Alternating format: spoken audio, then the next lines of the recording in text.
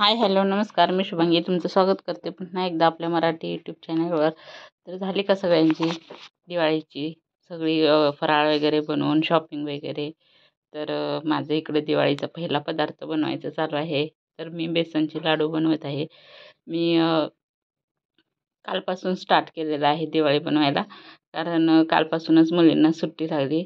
मग परवा दिवशी मी सगळं सुट्टी लागल्यानंतर सगळं सामान वगैरे सगळं पहिलं घेऊन आले. जे काही दिवाळीचं असतं ते डीमार्टमध्ये जाऊन वगैरे. ते काही शूट केलं नाही, कारण खूप गर्दी आणि खूप घाई गडबडीत सगळं आवरायचं होतं मला. तर म्हटलं थोडं शूट करायचं.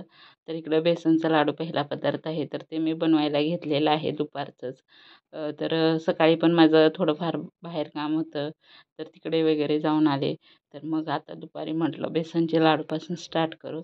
तर सगळं सामान आणलेलं आहे. तर आता एक एक पदार्थ बनवायचे.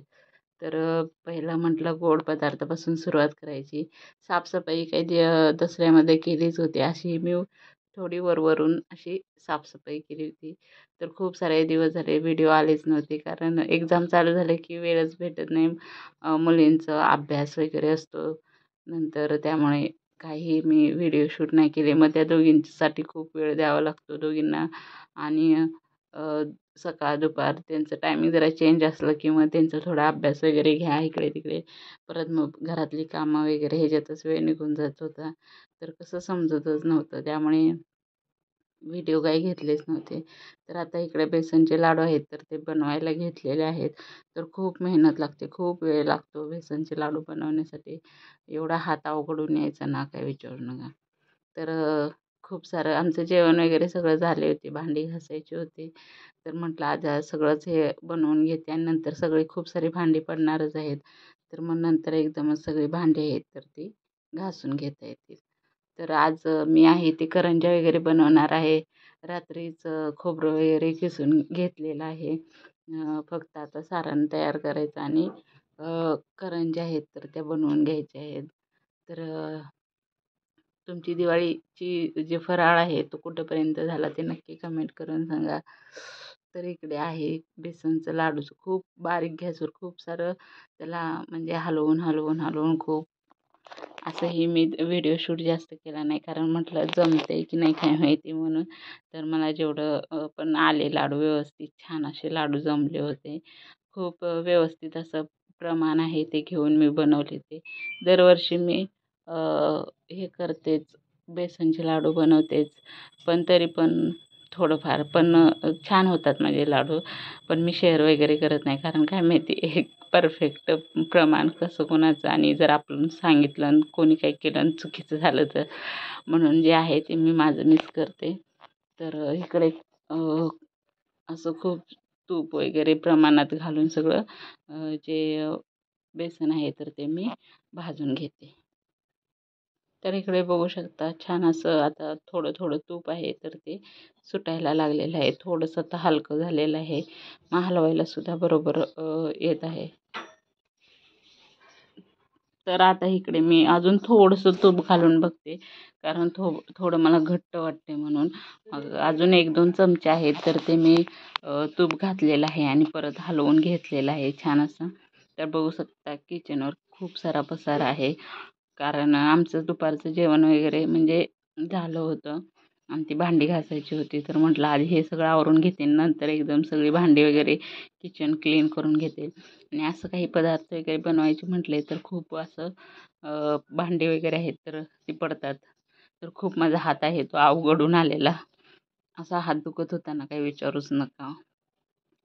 तर बारीक गॅसवरच हे खूप वेळ असं भाजून घ्यायला लागतं, तर छान असे चव येते आणि म्हणजे खाताना असं कच्चं वगैरे लागत नाही. त्यामुळं खूप सारं बारीक गॅसवर मी छान असं परतून घेतलेलं आहे.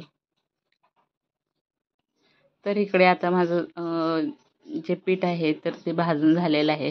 पण त्यात थोडंसं पाणी घालायचं, 2 चमचे विसरले होते म्हणून परत मी कढईत ओतलं ते आणि परत 2 चमचे एवढं पाणी घेतलं आणि त्यात टाकलं. त्यामुळं कसं खूप छान असं ते दाणेदार असं होतं.